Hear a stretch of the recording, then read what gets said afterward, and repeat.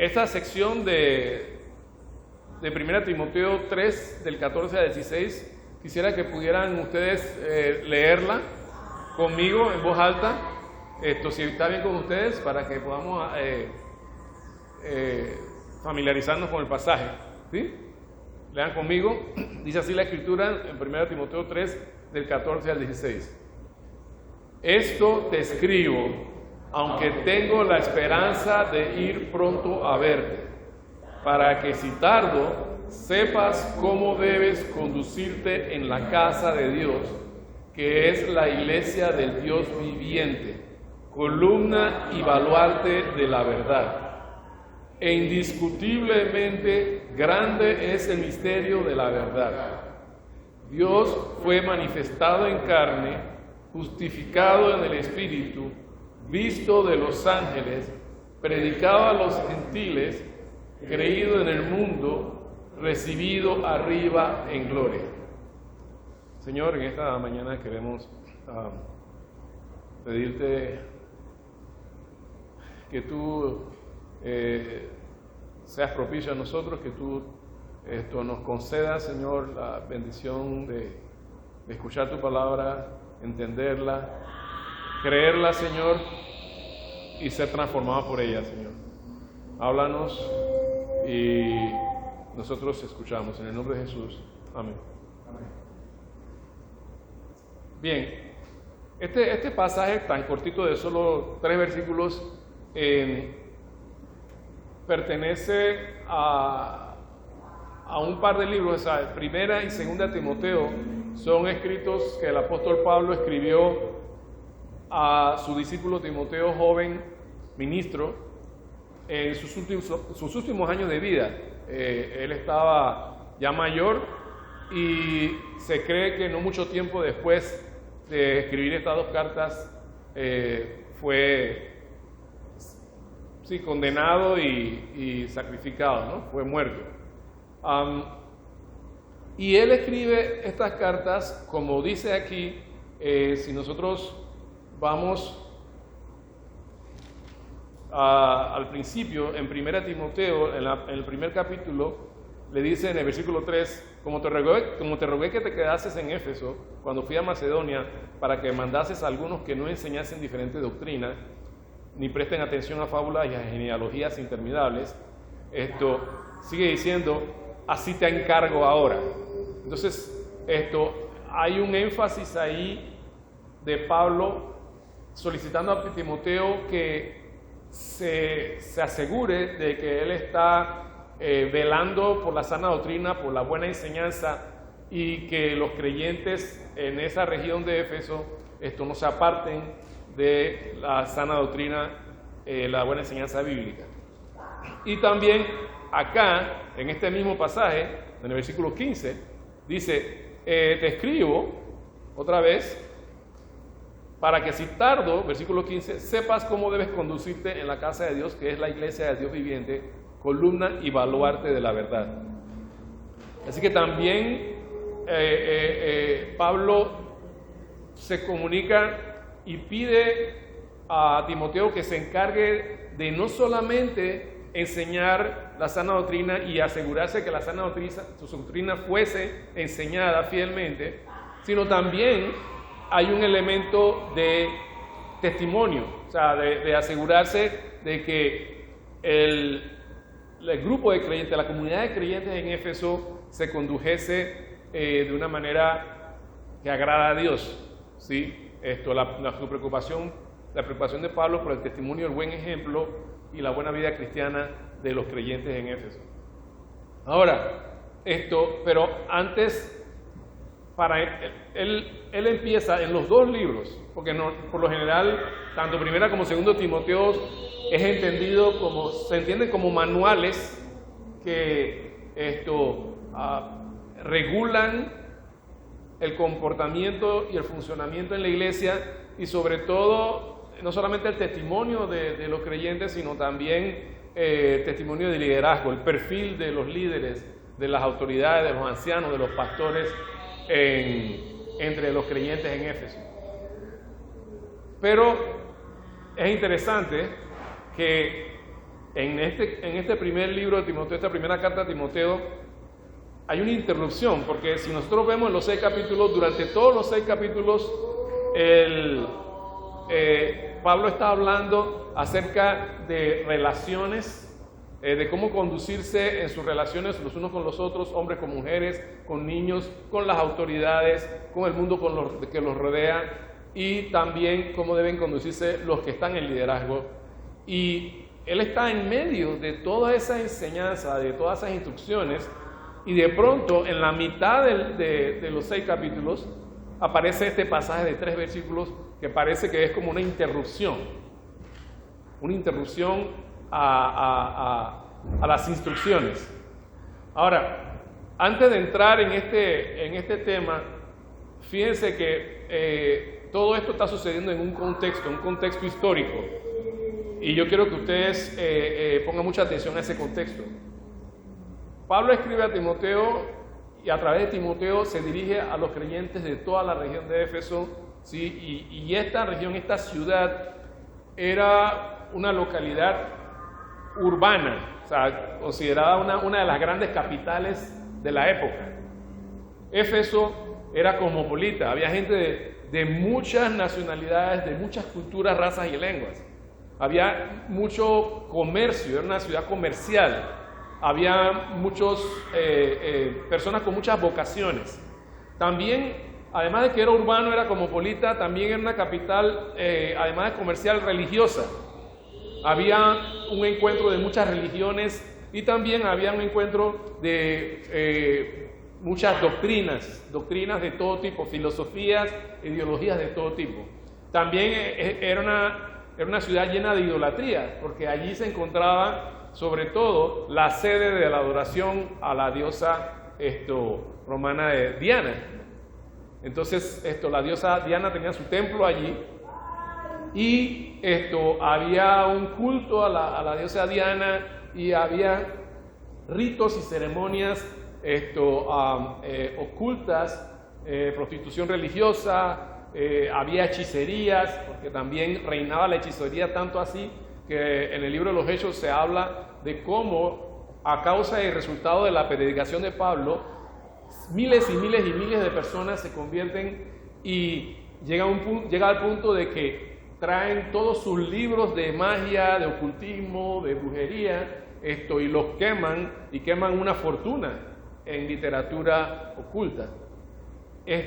Y además de todas esas cosas, de ser un caldo de culturas, de ideologías, de cosmovisiones, de creencias, de herejías, de falsos maestros, de idolatría, también existían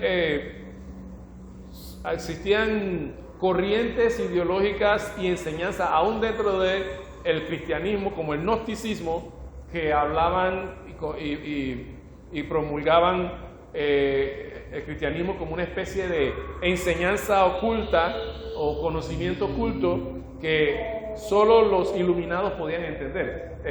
Aún dentro del cristianismo habían personas que predicaban y enseñaban que realmente a la salvación o la relación con Dios era un misterio, era algo oculto, era solamente personas iniciadas que podían disfrutar de una iluminación divina o de una relación con la deidad. Así que había todo este tipo de cosas. Entonces había mucha presión e influencia del ambiente, una presión sobre la iglesia, y además de las ideologías falsas, doctrinas, prácticas paganas. Esa presión era muy grande. La afectación e infiltración del mundo en la iglesia era significativa y estaba corrompiendo su testimonio. Esa presión de afuera diluía la devoción y la piedad de los santos. Y lo podemos ver porque si vemos, por ejemplo, en el capítulo 1, en el versículo 6 en adelante, esto habla de personas desviándose de la fe. Acuérdense que esto estaba dirigido a cristianos. Habían cristianos desviándose de la fe.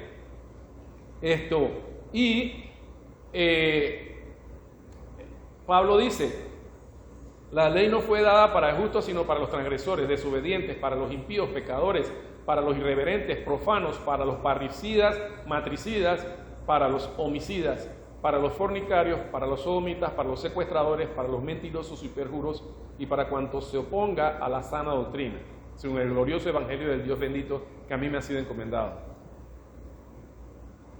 Pablo está diciendo esto y no lo está diciendo inconverso, porque la carta no está dirigida a inconversos, está dirigida a creyentes y está hablando de situaciones y estilos de vida que estaban infiltrándose dentro de la iglesia. O sea, dentro de la iglesia había personas que estaban andando en desobediencia, en impiedad, en pecado, eran irreverentes, eran profanos, ¿sí? Eran fornicarios y hasta sodomitas. O sea, eran realidades que se estaban dando dentro de la iglesia de Éfeso. Todavía lo dice en el capítulo 4, cuando dice,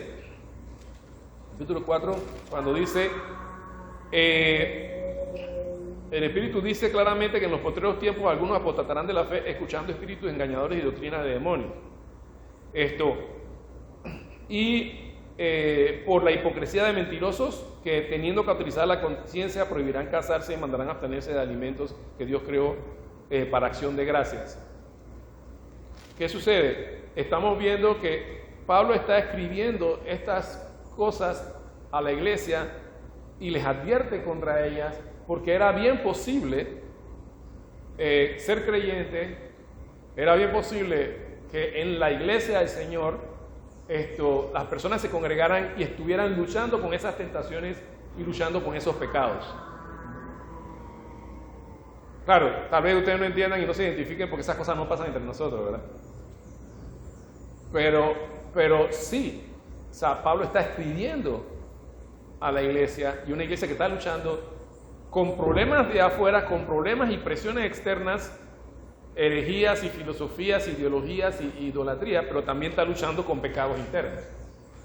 Ok, bien, entonces, así que él está dando todas esas instrucciones y, repito, en este pasaje del 14 al 16, él interrumpe las instrucciones. Si ustedes ven hasta el 3, versículo 13, él está hablando de instrucciones para los miembros y para el liderazgo, y lo sigue haciendo después en el capítulo 4 en adelante. Pero él interrumpe porque en el 14 al 16 él describe la naturaleza de la iglesia y pone su enseñanza en perspectiva. Él interrumpe toda esa línea, esa lista de instrucciones, para dejar claro por qué razón ellos deben seguir esas instrucciones. ¿Qué debe motivarlos a seguir esas instrucciones y a vivir ese estilo de vida que Pablo está sugiriendo y proponiendo que vivan? Y esto es muy importante, hermanos, que pongamos atención, porque estos 3 versículos parecen cortar la inspiración de la enseñanza. O sea, y está casi en la mitad, prácticamente se puede decir que está en la mitad del libro de 1 Timoteo, de la carta de 1 Timoteo. Y los comentaristas y los estudiosos y los teólogos sí se preguntan por qué Pablo interrumpió la carta por la mitad y por qué interrumpe las instrucciones para meter estos 3 versículos. Y muchos llegan a la conclusión que precisamente por eso él quiere dejar claro, mire, antes de seguir con las instrucciones, déjeme decirle, esta es la razón por la que estoy dejando estas instrucciones, esta es la motivación que yo quiero que ustedes tengan cuando pongan en práctica estas sugerencias de vida. Así que habiendo hecho esto, habiendo explicado a ustedes el contexto, quiero que en versículos 14 y 15 me acompañen y vean cuando el apóstol dice, él introduce el versículo 16, pero en el versículo 14 y 15 dice,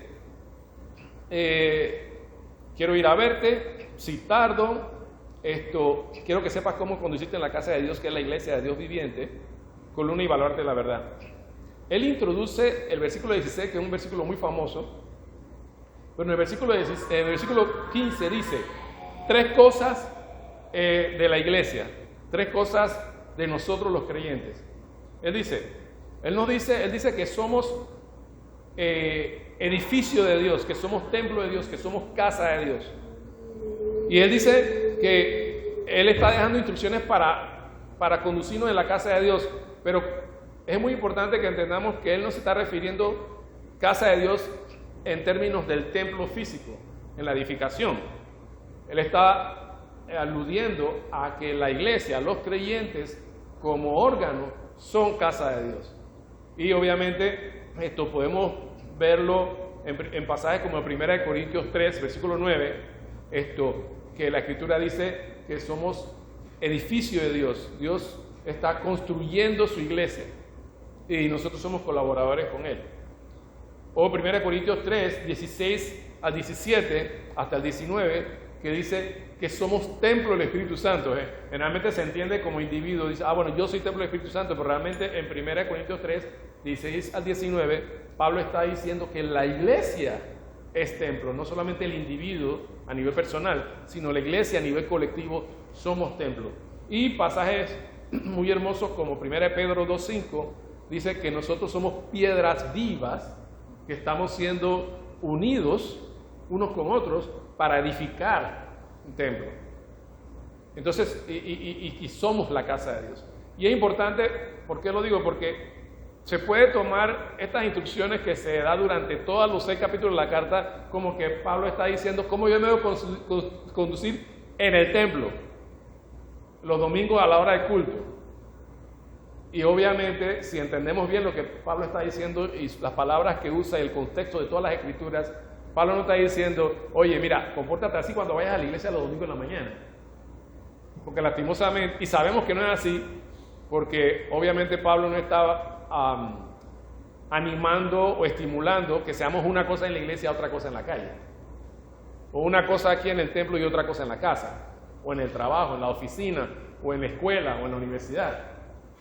Así que cuando Pablo dice aquí, conducirte en la casa de Dios, no está diciendo conducirte en el templo y a la hora de culto, está diciendo conducirte como casa de Dios, conducirte como edificio de Dios, conducirte como templo del Espíritu Santo.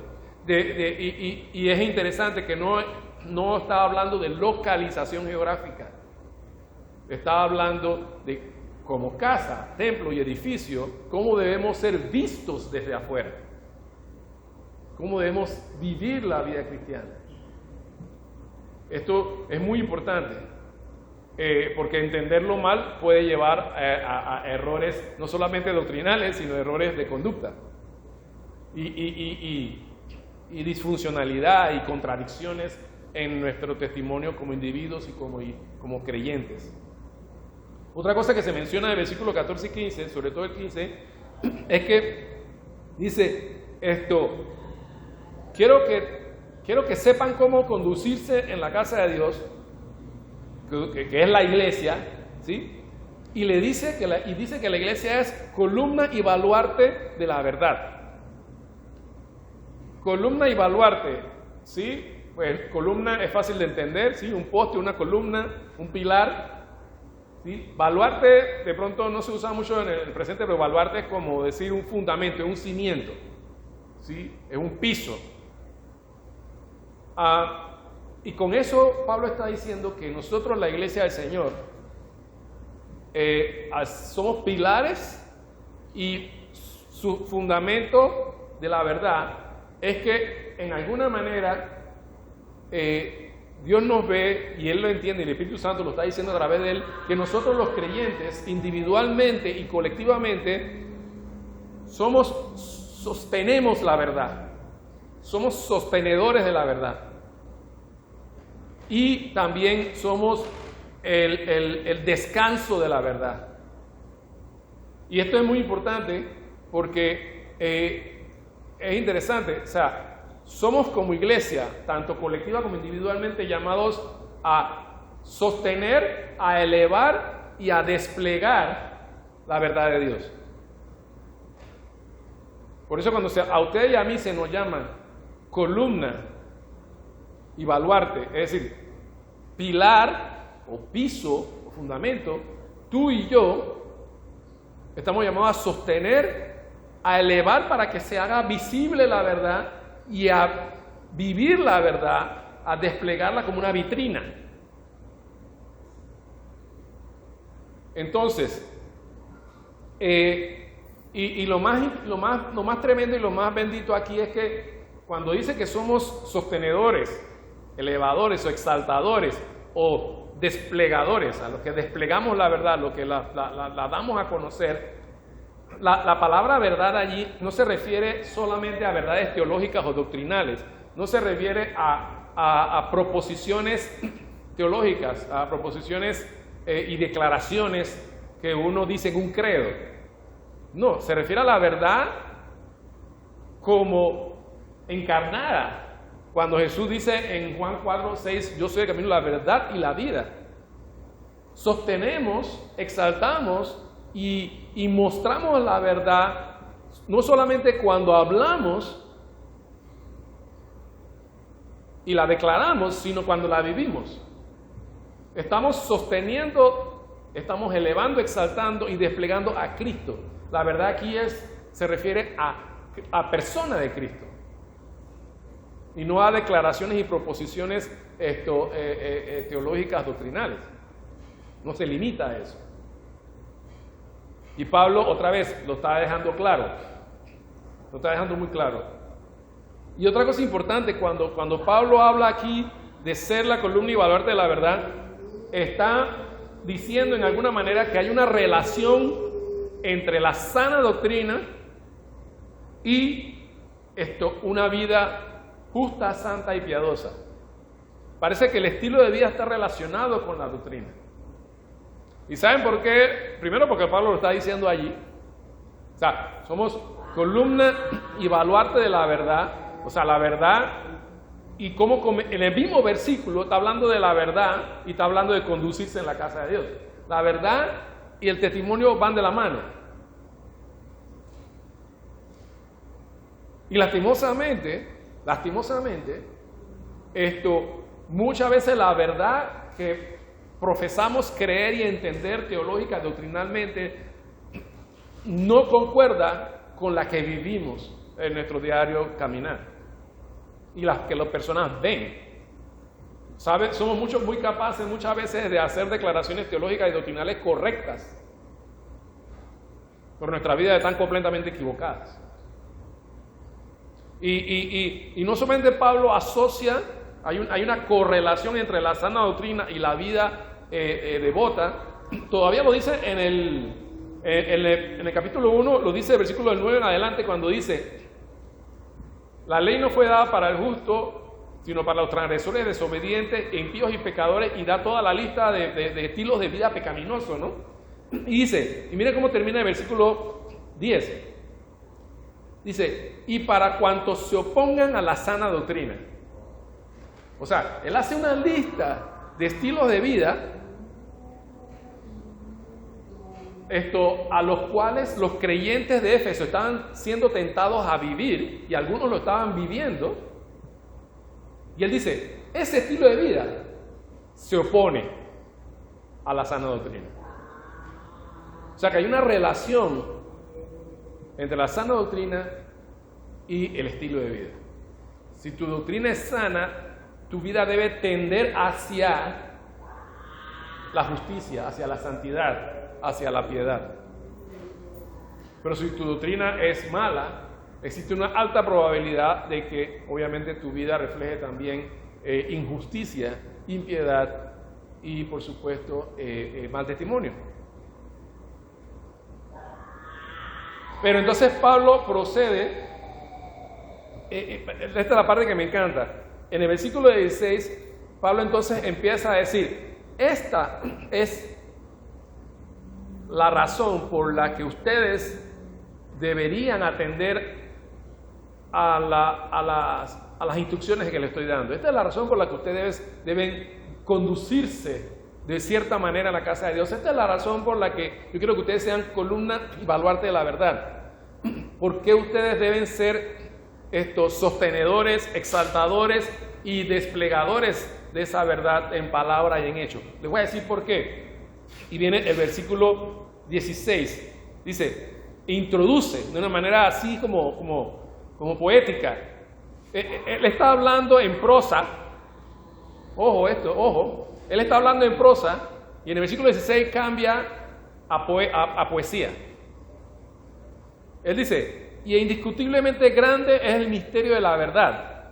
Y empieza a decir, Dios fue manifestado en carne, justificado en el Espíritu, visto de los ángeles, predicado a los gentiles, creído en el mundo y recibido arriba en gloria. Lo que él va a introducir es un himno que todo el mundo conoce, los eruditos y comentaristas conocen que era un himno antiguo, uno de los más antiguos registrados en el Nuevo Testamento, que era un canto cristiano de la época de antes de Pablo, que se cantaba y era una forma de cantar en forma poética el credo, o sea, sus creencias como cristianos. Y empieza a hablar del misterio de la piedad, y es otra forma de referirse a la verdad, esa verdad no solamente doctrinal, sino esa verdad viva. Empieza a referirse a ella usando términos de misterio de la piedad.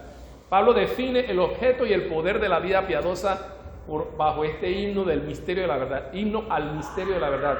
Y él empieza diciendo indiscutible porque es una confesión unánime, es decir, esto aparece que en el original indiscutiblemente grande, o sea, esto es una confesión unánime, sin controversia, innegable, cierta, sin disputa y de suma importancia. Lo que voy a decir ahora, lo que voy a cantar ahora, lo que voy a hacer cuando pase de prosa a poesía, es decirles a ustedes algo de suma importancia, pero cantado, se lo voy a decir cantado.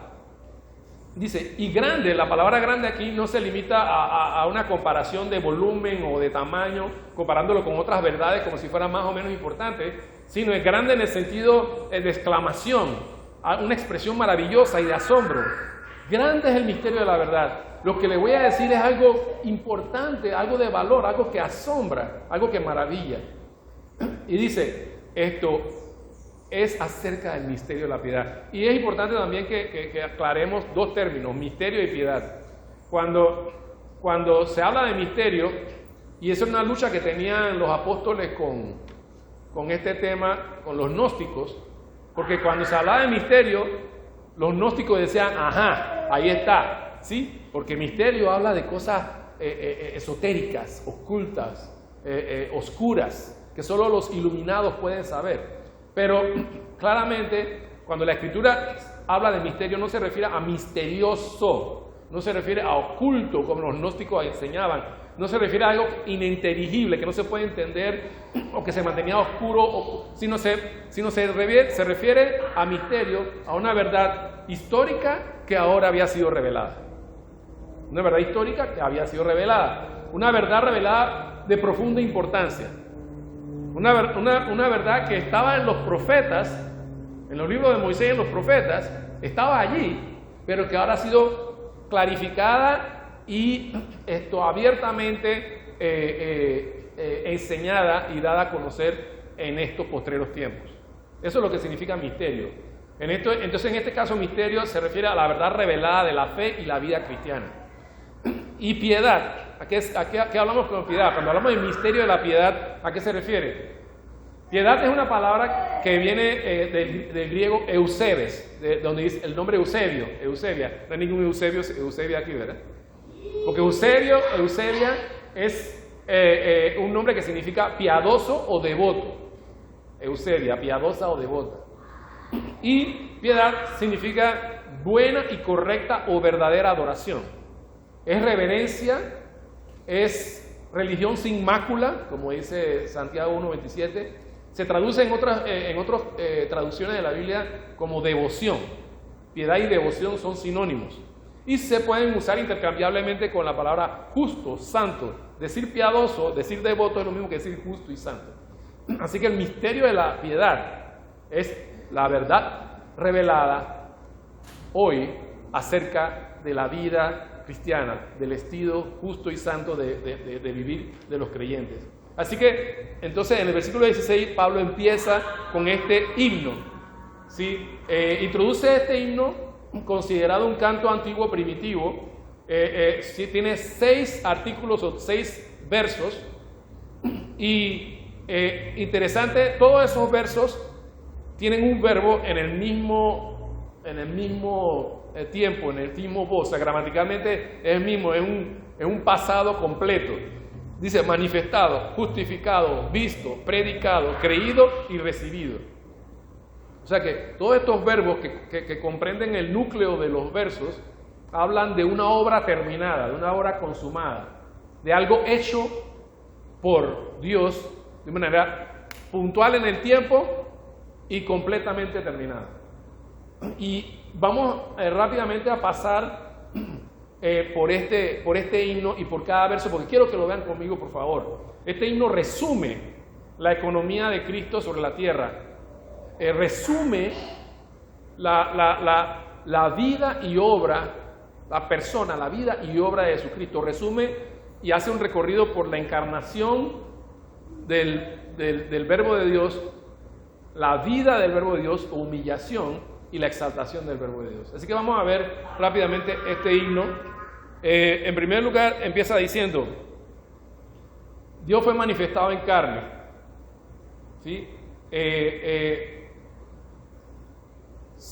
Dice el misterio, el gran misterio que Dios se hizo hombre.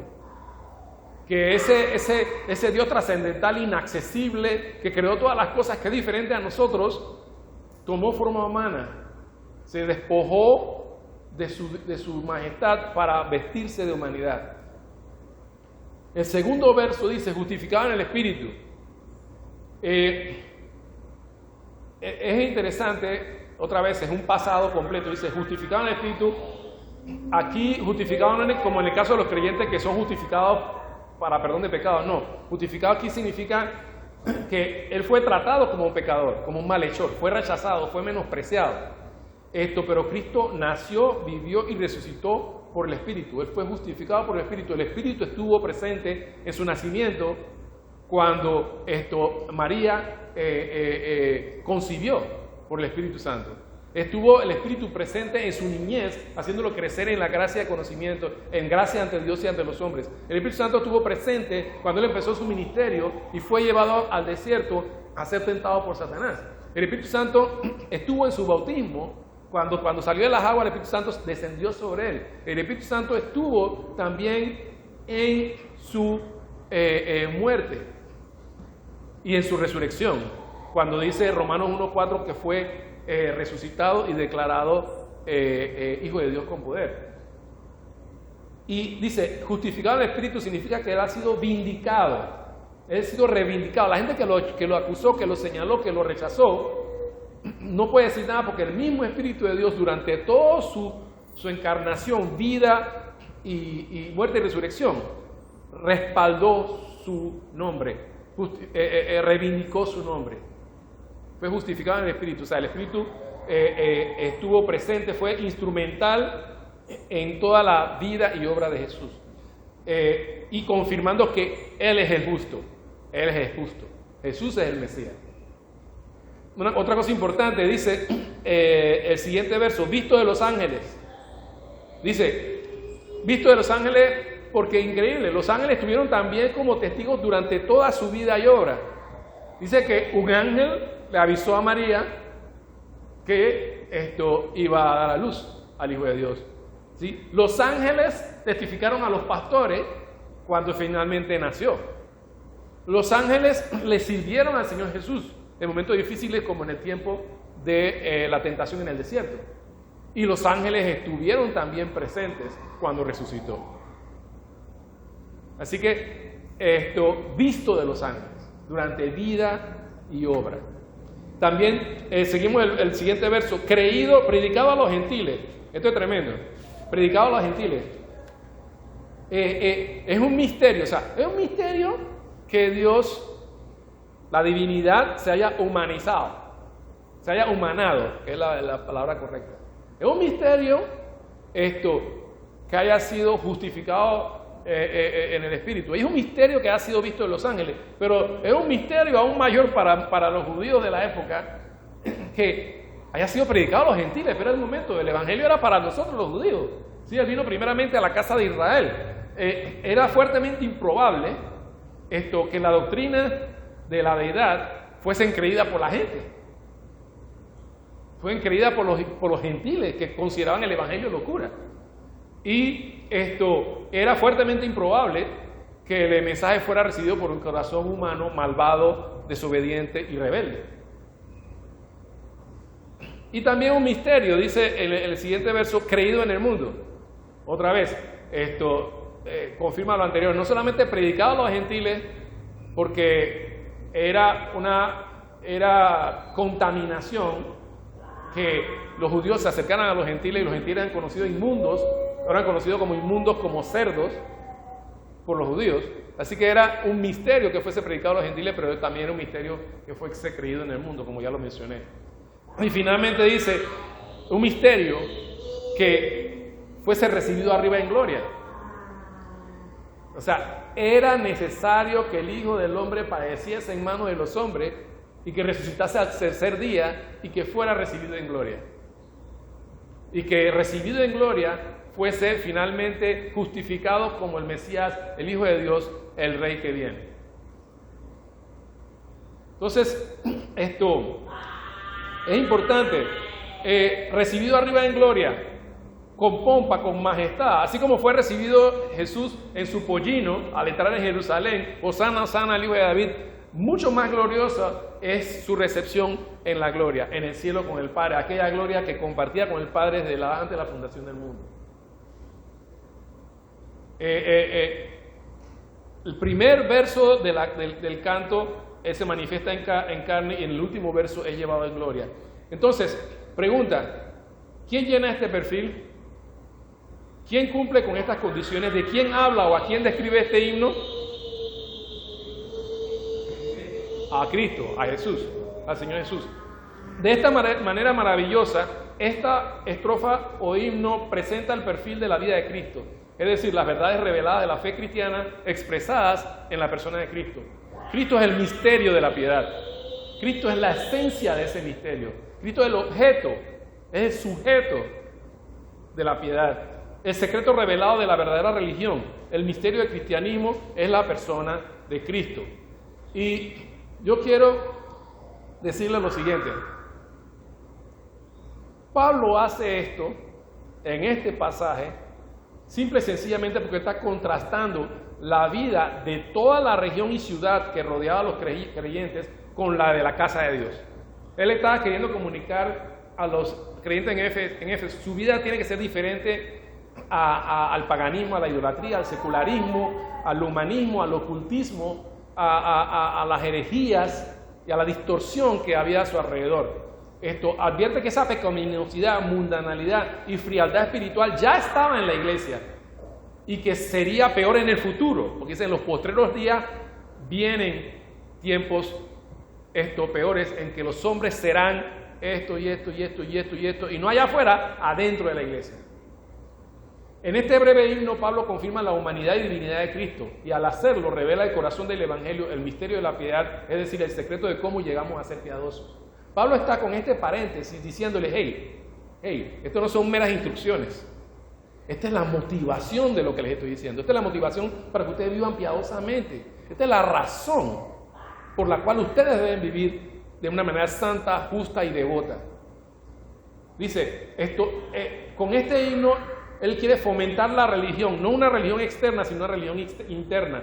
Él quiere comunicar que la piedad es poderosa y que la piedad es práctica en todas las partes y ramas de la vida cristiana. El misterio de la piedad en sí mismo es una fuerte motivación para la vida y la sana doctrina. Representa un poder vivificante, una fuerza y un poderoso impulso para vivir justa, santa y piadosamente.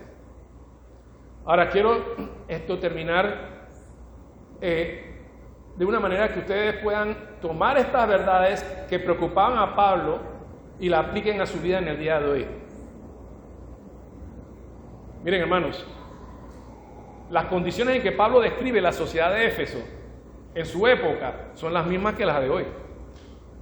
Hoy tenemos secularismo, humanismo, tenemos todo tipo de corrientes ideológicas y filosofías, tenemos una serie de doctrinas que han penetrado a la iglesia y otras que vienen de afuera. La iglesia ha sido afectada, así como lo fue ayer en ese tiempo, lo ha sido hoy. Pablo predice y describe cómo sería el perfil de los creyentes en el futuro, y eso se está cumpliendo en el día de hoy.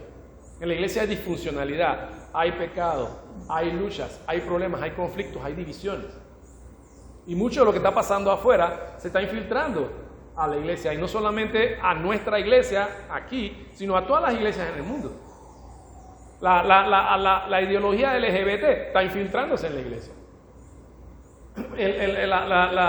La agenda pro aborto se está infiltrando en la iglesia. ¿Sí? Mucha del ateísmo, del secularismo, de la incredulidad y liberalismo que está afuera, está infiltrándose en la iglesia.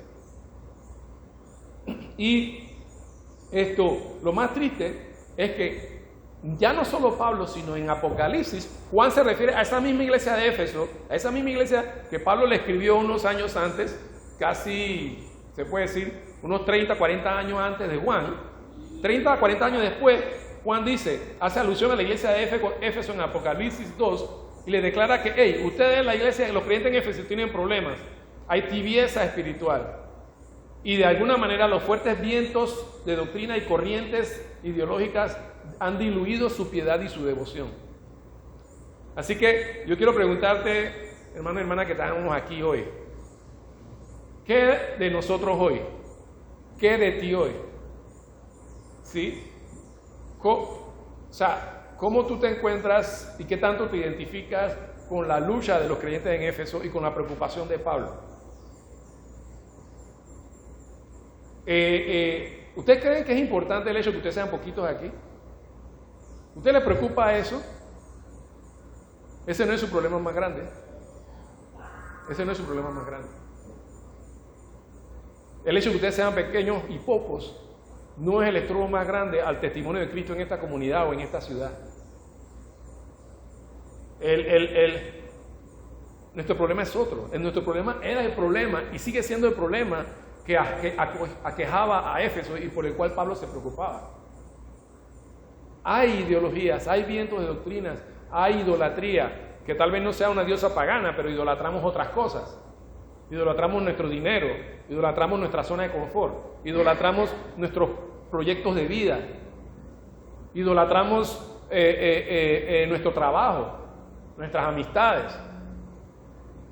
Tenemos la osadía y el coraje de decirle a Dios, Señor, bendice mis planes, pero cuando son los de Él, lo ponemos a esperar.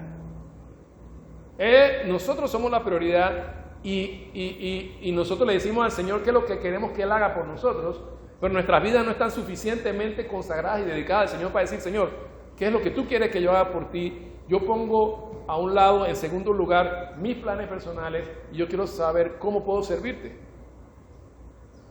¿Cómo es posible que nosotros nos congreguemos aquí y no tengamos carga, pasión y preocupación por nuestra comunidad, por nuestra ciudad y por nuestro mundo? ¿Cómo es posible que ustedes y yo vivamos vidas tratando de asegurar nuestra zona de confort, de asegurar nuestra vejez o asegurar el futuro de nuestros hijos, pero la agenda de Dios, el plan de Dios y el propósito de Dios, pues, quién sabe, ese es el problema del pastor.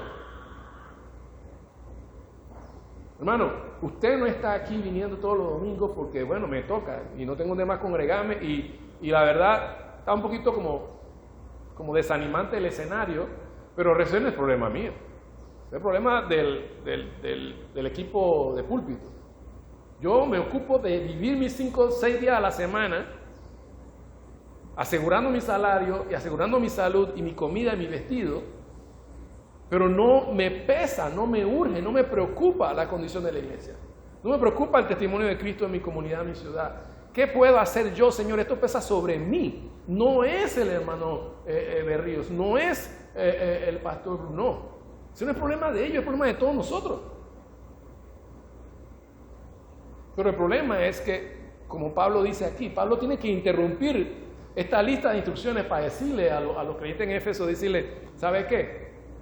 Usted no se siente muy motivado, ¿verdad? Yo le voy a decir una motivación. Cristo se encarnó, se humilló y fue exaltado. Yo espero que ustedes sean encarnación de Cristo donde están viven vidas humilladas, consagradas, totalmente dedicadas al Señor y exalten la vida y obra de Cristo en sus vidas. Pablo está diciendo, o sea, está ofreciendo la misma solución que se ofreció a los creyentes en Éfeso, es la solución para nosotros hoy. La persona y obra de Cristo son suficiente razón y motivación para que seamos columna y baluarte de la verdad, es decir, sostén y vitrina de Cristo. Cristo es la verdad. La encarnación, humillación y exaltación de Cristo Jesús son fuerza y poder para vivir piadosa y devotamente, de manera que sostengamos, elevemos y despleguemos a Cristo, su vida y sus obras. Así que la pregunta es, ¿encarnas a Cristo en tu medio? ¿Te rebajas y te humillas poniendo su voluntad como prioridad por encima de la tuya? Porque si limitases en esto, serás exaltado cuando Él se manifieste y reinarás con Él. En Romanos 14, 7 y 9 y en 2 Corintios 5, 14 y 15 dice que Él murió y resucitó para que lo que vivimos ya no vivamos para nosotros mismos, sino para aquel que murió y resucitó por nosotros. Acabamos de pasar Semana Santa, acabamos de pasar un tiempo de reflexión, meditación y memoria de la pasión de Cristo. Hermanos, esto no es una fiesta religiosa más. Esta es la mismísima razón por la que usted está vivo hoy. Esta es la mismísima razón por la que usted disfruta de vida eterna hoy. Y esa debe ser la misma razón que lo motiva a usted a gastar su vida por causa del Evangelio y el reino de Dios. Olvídese de vivir para usted, porque ya se ha perdido bastante tiempo. Los que son mayores, si les queda 5 o 10 años más, pues que valgan la pena, hermano, que valgan la pena. Gástese para el Señor. Si tiene que morir mal por causa del Evangelio, está bien, es la mejor manera de morir, muera con las botas puestas. Los jóvenes, por favor, no desperdicien su vida diciendo, ay, ¿con quién me casaré? Como si esa fuera su preocupación más grande. El Señor se va a encargar de eso. O las parejas, ¿cómo vamos a amasar un poquito de fortuna para asegurar nuestra zona de confort y un futuro bueno para nuestros hijos? Sí, eso no es malo, pero no lo es todo. Y la mejor herencia que usted le puede dejar a su hijo es una vida piadosa. Que sus hijos vean que usted era una persona, un hombre, una mujer, unos padres piadosos, devotos, totalmente consagrados al Señor. Pero sus hijos están viendo tal vez que usted está muy diligentemente trabajando esto para una compañía, para una empresa, pero la diligencia en la iglesia del Señor, en la casa del Señor es pobre, deficiente. Y no hay excelencia. No hay esfuerzo. No hay sacrificio.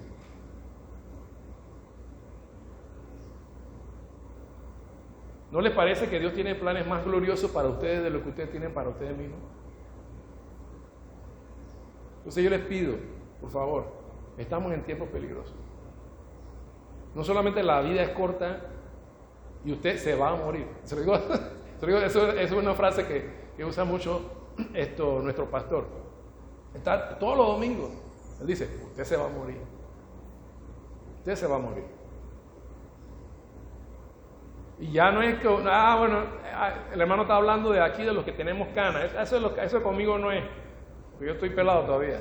Bueno, le voy a decir una cosa.